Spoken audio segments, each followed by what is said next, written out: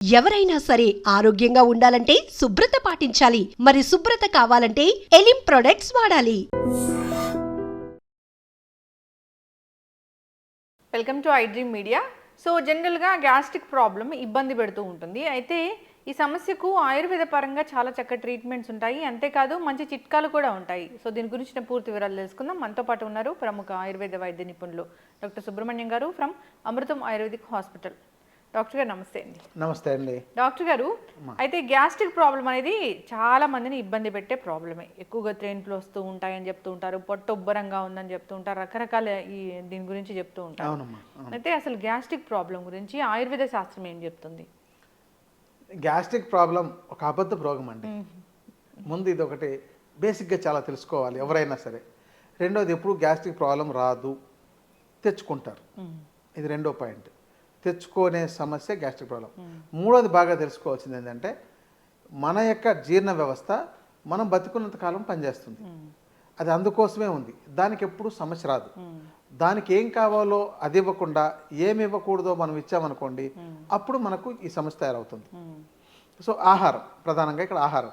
ఇంకొంతమందికి మందులు తెగ వేసుకోవడం అలవాటు. నేను అసలు బాగా చూసిన ఎక్స్పీరియన్స్ ఏంటంటే, ఈ మందులు అందుబాటులో ఉన్నాయి, ఏ మెడికల్ షాప్కి వెళ్ళినా నాకు తలనొప్పి వస్తుందంటే ట్యాబ్లెట్ ఇవ్వండి, గ్యాస్ ప్రాబ్లం ట్యాబ్లెట్ ఇవ్వండి, కడుపులో నొప్పి వస్తుంది ట్యాబ్లెట్ ఇవ్వండి, మోషన్ ట్యాబ్లెట్ ఇవ్వండి, ఎనర్జీ లేదు ఎనర్జీ ట్యాబ్లెట్ ఇవ్వండి, నిద్ర పట్టట్లేదు నిద్ర ట్యాబ్లెట్ ఇవ్వండి. ఇవి కామన్గా అడగడం నేర్చుకున్నారు. సో ఒక మెడికల్ షాప్లో ఇలాంటివన్నీ కూడా తెచ్చుకొని హ్యాపీగా జనం వేసుకుని ఆ రోజుకి ఆ రోజు సంతృప్తి పడిపోయి బతుకుతున్నారు. కానీ ఆ తర్వాత నొప్పులు వచ్చినా కూడా అంతే. కడుపు నొప్పి వచ్చినా, మోకాళ్ళ నొప్పి వచ్చినా, నడుము నొప్పి వచ్చినా, దేనికైనా కూడా ట్యాబ్లెట్ వేసుకుంటున్నారు. ఆ రోజుకి బాగుంది. అలా వారం రోజులు, నెల రోజులు, సంవత్సరాలు కూడా గడిచిపోతున్నాయి. ఆ తర్వాత ఈ మందులు అధికంగా ఇలాంటి వాడడం వల్ల, ఎందుకంటే ఇవి మన శరీరానికి పనికిరానివి, మన శరీరానికి ఒక మంచి ఆహారం ఇవ్వాలి, మంచి సహజ సిద్ధమైన ఆహారం ఇవ్వాలి, అసలు దానికి జీవమున్న ఆహార పదార్థాన్ని ఇవ్వాలి మనం. అంటే ఎందుకంటే మన జీవం బాగుండాలంటే మనకు జీవం ఉన్న ఆహార పదార్థాన్ని తీసుకోవాలి. జీవం లేని పదార్థాలను మనం తీసుకొని దానికి జీవం పెంచాలంటే, అంటే చంపేసిన దాన్ని బతికించాలి అనేటట్టు అయిపోతుంది మన శరీరం. అలా దాన్ని చేయడం వల్ల ఈ సమస్య వస్తుంది. ఉదాహరణకు మనకు ఇప్పుడు నూనెలోకి వేసి ఒక పదార్థాన్ని వేపుడు చేశారంటే, ఇక దాన్ని అంతకంటే మ్యాక్సిమం కిల్ చేసినది ఇంకేమీ లేదు. దాన్ని చంపేశారు మొత్తం అంతాను. దాంతో ఏ జీవము ఉండదు. అది ఎలా ఉందంటే, ఒక ఏదైనా జంతువుని వీళ్ళు కాల్చేస్తే ఏ విధంగా బూడిదలాగానో అది బొగ్గులాగా తయారైపోయింటుందో, నూనెలోకి వేసిన పదార్థం ఏదైనా కూడా బొగ్గు అయిపోయినట్టు. ఆ బొగ్గుల్ని మనల్ని తినేస్తున్నారు. ఎందుకు? నములుతుంటే రుచిగా ఉందని. కానీ దాని అసలైన గుణాలు దానికి పోయి విరుద్ధ గుణాలు దానికి వచ్చేసి ఉంటాయి. ఇప్పుడు మన చాలామందికి ఈ మందులు వాడడం కానీ ఇలాంటి ఆహారం తీసుకోవడం వల్ల కానీ క్యాన్సర్ డెవలప్ అయింది అంటున్నారు. క్యాన్సర్ కూడా ఎలాంటిది?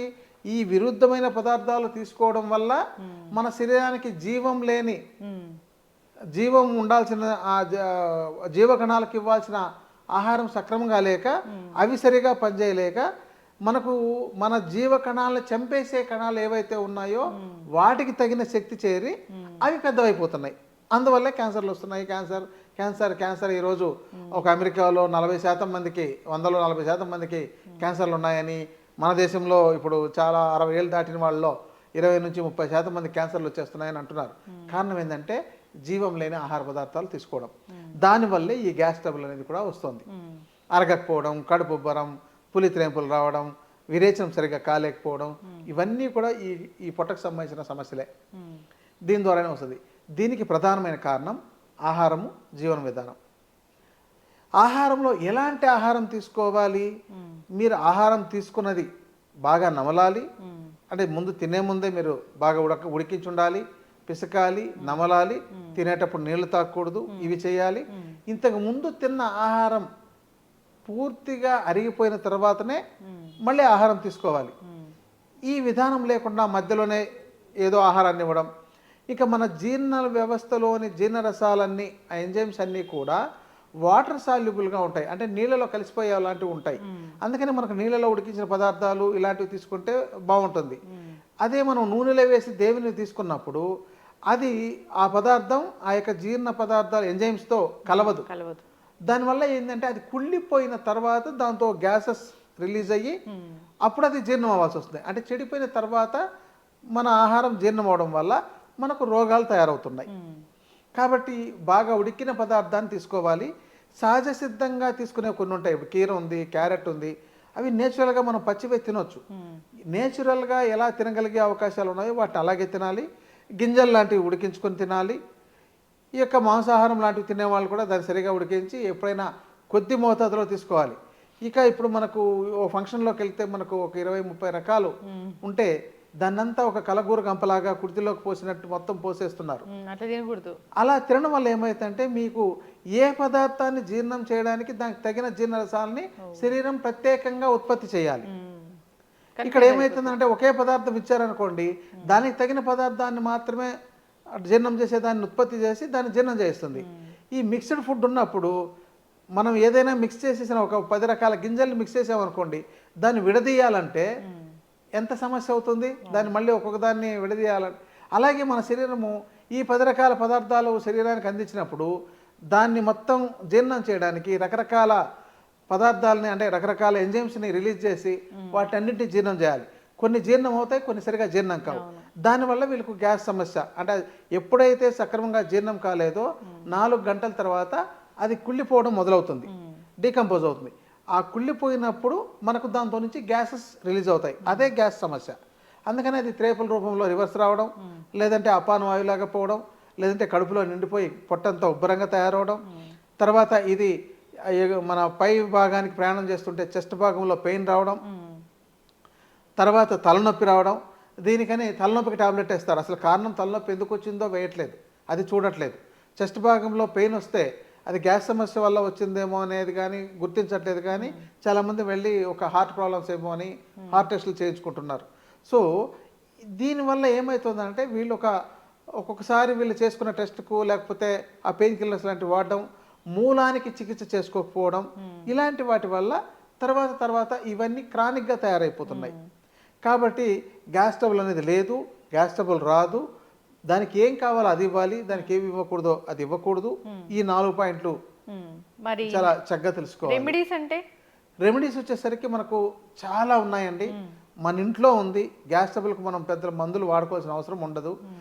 మనకు జీలకర్ర దగ్గర నుంచి, వాము దగ్గర నుంచి, సోము దగ్గర నుంచి, మిరియాలు, సొంటి ఇలాంటివన్నీ కూడా పనిచేసేవే. ఇవి చాలా అద్భుతంగా తగ్గిస్తాయి. వాటిని వంటల్లో కూడా ఇప్పుడు సక్రమంగా వాడుకోవట్లేదు. ఎందుకంటే రెడీమేడ్ పేస్ట్ తెచ్చుకుంటున్నారు, అల్లం వెల్లుల్లి పేస్ట్ అని, లేకపోతే ఈ యొక్క మిరియాల పౌడర్ని. ఇప్పుడు మిరియాల పౌడర్ని వీళ్ళు తెచ్చుకుంటే దాంతో కల్తీలు ఉంటున్నాయి. సో వీటి వల్ల ఇంకొన్ని రకాల సమస్యలు వస్తున్నాయి. ఎందుకంటే మిరియాలు చాలా కాస్ట్లీ ఉంది, 600, 700, 1000 రూపాయల దాకా ఉంది. మంచి క్వాలిటీది కావాలంటే 2000 రూపాయలు కూడా అవుతుంది. సో అంత క్వాంటిటీది ప్యాకింగ్ రూపంలో చేసేవాళ్ళు కాస్ట్ ఎక్కువ పెడితే కొన్నారే ఉద్దేశంతో దాంతో సమ్ అడల్ట్రేషను, ఇంకా బొప్పాయి గింజలను కూడా కలిపి దాంతో చేస్తున్నారు. రకరకాలుగా జీలకర్రని తయారు చేసేస్తున్నారు, వాటికనే డై తయారు చేసి చేసేస్తున్నారు. సొంటి, ఇంకా మనకు సొంటిని సహజ సిద్ధంగా ఎండబెట్టట్లేదు. సహజ సిద్ధంగా ఎండబెడితే అది రంగు మారుతోంది. అదే దానికి సల్ఫర్తో కోటింగ్ ఇస్తే చాలా ఆకర్షణీయంగా ఉంటుంది, తెల్లగా ఆకర్షణీయంగా వస్తుంది. అంటే తెల్లగా కనిపించే సొంటి కాదు, అదే సల్ఫర్ కోటింగ్ తో చేసినది అనమాట. ఓకే. మనకు మీరు అల్లం తీసుకొచ్చి ఎండబెట్టండి. అల్లంని ఎంత బాగా ఎండబెట్టాలంటే మనం సున్నపు నీళ్ళలో ముంచి ఆ సున్నం అంతా పేస్ట్ లాగా దానికి అతుక్కొని ఉన్నప్పుడు దాన్ని అలా ఎండబెట్టాలి. కానీ అంత పని ఎవరు చేయరు. ఎందుకంటే అంత సున్నం తీసుకొచ్చి అంత క్వాంటిటీ దానికోసం పెట్టాలంటే ఇప్పుడు సున్నం కూడా కాస్ట్లీ అవుతుంది. డాక్టర్ గారు, ఇప్పుడు సొంటి తయారు చేసుకోవాలంటే అల్లం తీసుకొచ్చి సున్నంలో ముంచి ఎండబెట్టాలి. సున్నం పేస్ట్ లాగా దానికి అతుక్కున్నట్టు ఉండాలి. దాన్ని తీసి ఎండబెట్టండి, అప్పుడు మీకు అల్లం బాగా తయారవుతుంది. మరి తర్వాత అది ఆ సొంటి తయారవుతుంది. అది కాస్ట్ అయిపోతుంది బల్క్లో. ఇప్పుడు చాలా మందికి మార్కెట్లో బల్క్గా పండించే వాళ్ళకి అది చేయలేరు కాబట్టి దీనికి సల్ఫర్ ఒక 80 నుంచి 100 రూపాయల కేజీ దొరుకుతుంది. దాన్ని తీసుకొచ్చి డిజాల్వ్ చేసిందో దాన్ని కోటింగ్ దాంతో మొత్తం ముంచి ఆరబెట్టేస్తే తెల్లగా బాగా మంచి కండలుగా చూడడానికి చాలా ఆకర్షణీయంగా తయారవుతుంది. అసలు సొంట అంటే మొత్తం డ్రై అయిపోయి బక్క చిక్కిపోయిన అల్లాన్ని సొంట అంటారు. ఇప్పుడు సొంట అట్లా ఉండట్లా మీరు అన్నట్లు. అవును, అంటే మీరు సున్నంతో చేస్తే అలాగే వస్తుంది, కానీ కొంచెం చిక్కిపోయినట్టు అవుతుంది. మీరు సహజ సిద్ధంగా ఎండబెట్టారనుకోండి బాగా ఎండిపోతుంది.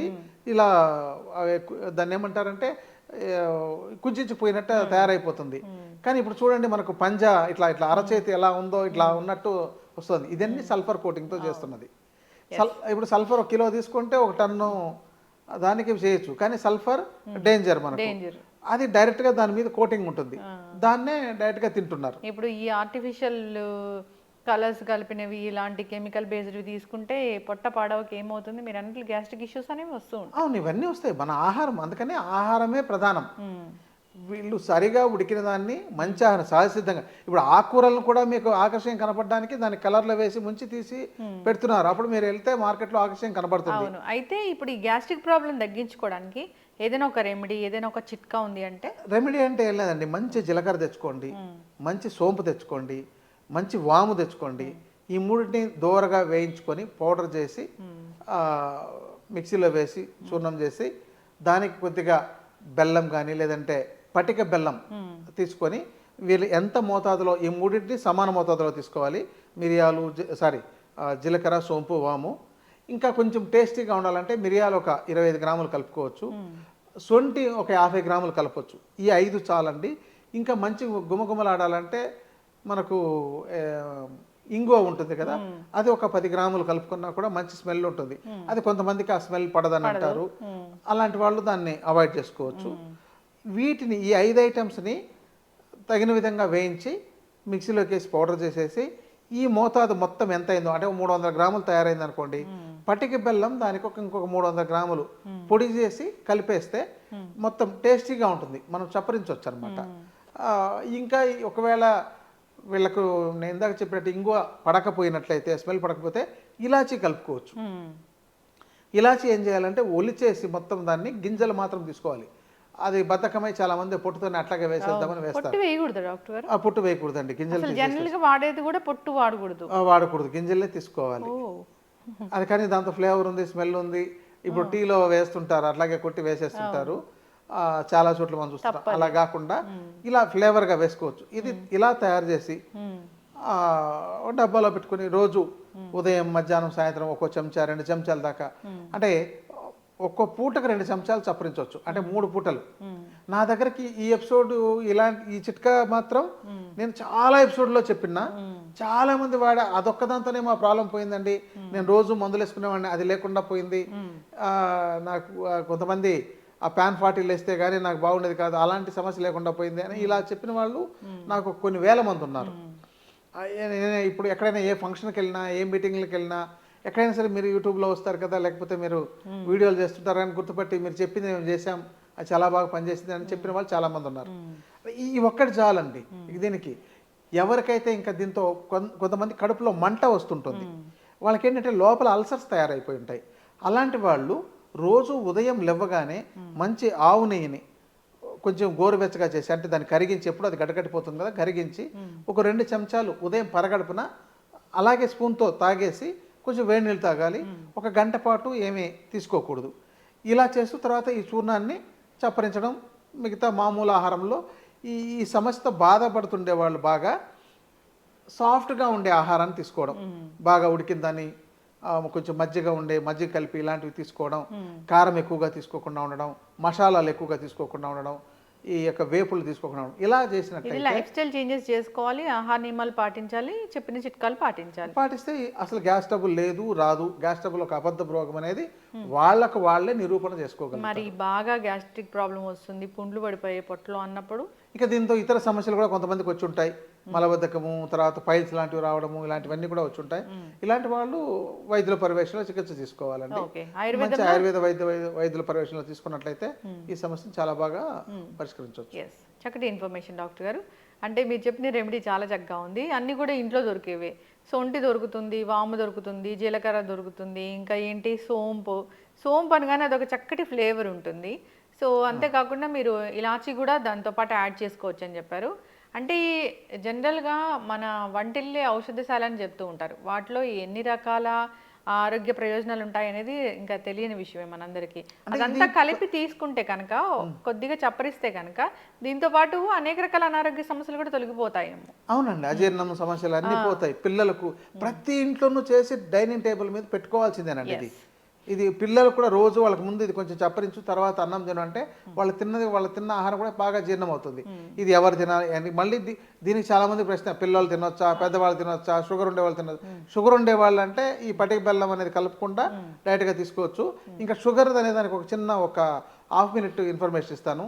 ఇప్పుడు మేము ఎంతో కాలం నుంచి షుగర్ అనే దానికి జీవన శైలితోనే బాగు చేసుకోవచ్చు, ఆహారంతోనే బాగు చేసుకోవచ్చు అని చెప్తే అది ఎవరికి అర్థమయ్యేది కాదండి. ఈ రోజు వస్తుండగా ఏదో పేపర్లో చూశాను అనమాట, షుగర్ కోసం వాడుతుండే మందులు 17% మాత్రమే పనిచేస్తుంది, మెట్ఫార్మిన్ కానీ ఇంకేదైనా మందులు, దీనికి జీవన శైలే చాలా అద్భుతంగా పనిచేస్తుంది చెప్పని ఒక పరిశోధనలో తేలిందని ఒక ఇన్ఫర్మేషన్ వచ్చింది. ఇది లైఫ్ స్టైల్ డిజార్డర్ అని అందరూ చెప్తూనే ఉంటారు. ఇది ఒక జీవనశైలి వ్యాధి. ఖచ్చితంగా వాళ్ళు వాకింగ్ చేయాలి, ఆహార నియమాలు పాటించాలి, సో శారీరక శ్రమ ఉండాలి, ఇవన్నీ కూడా చెప్తూనే ఉంటారు. సరైన స్లీప్ ఉండాలి, స్ట్రెస్ లేకుండా ఉండాలి, డయాబెటీస్ తగ్గించుకోవాలంటే మందులతో పాటు అని. సో చక్కటి ఇన్ఫర్మేషన్ డాక్టర్ గారు, ఫాలో అవ్వాలని కోరుకున్నామండి. ధన్యవాదాలు. నమస్తే అండి. Sir, one life lesson what medicine has taught you. Whatever you can do without expecting.